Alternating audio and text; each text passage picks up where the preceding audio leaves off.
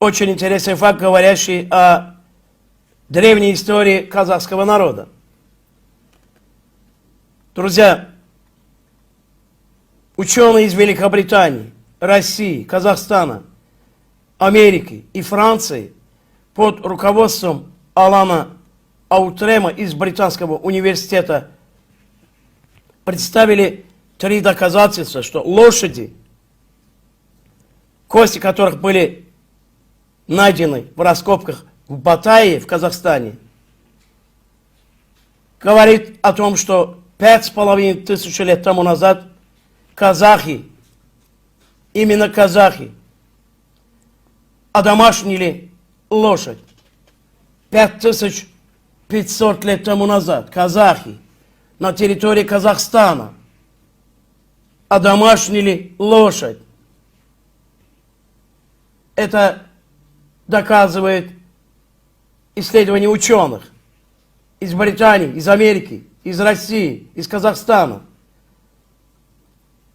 И это уже доказанный факт. То есть казахи жили на своей территории. К сожалению, российские деятели политические нагло искажают эти исторические факты. Первый факт, доказывающий о том, что это древние китайские точные источники, которые указывают на историю императорства гуннов. Другие исследования доказывают, что казахи жили на своей земле веками, тысячелетиями.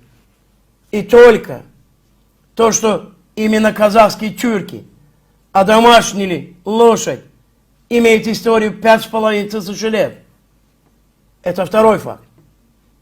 Третий исторический факт, говорящий о том, что казахи являются аборигенным народом и хозяином своей территории.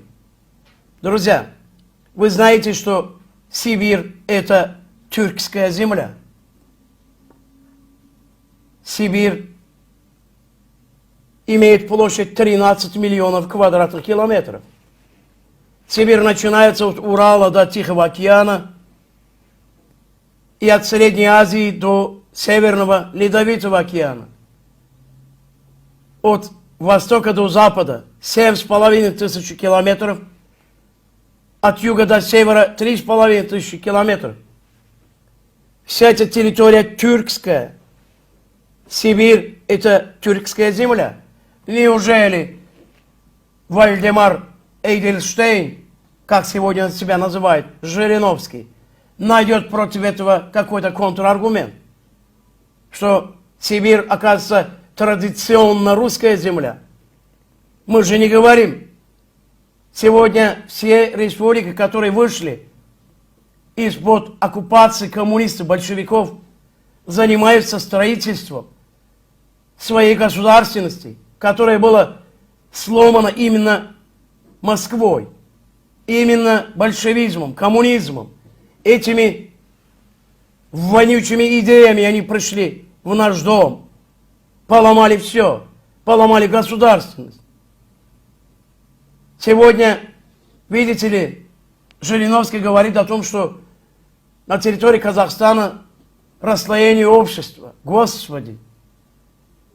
Взяточничество, коррупция, все эти технологии большевиков.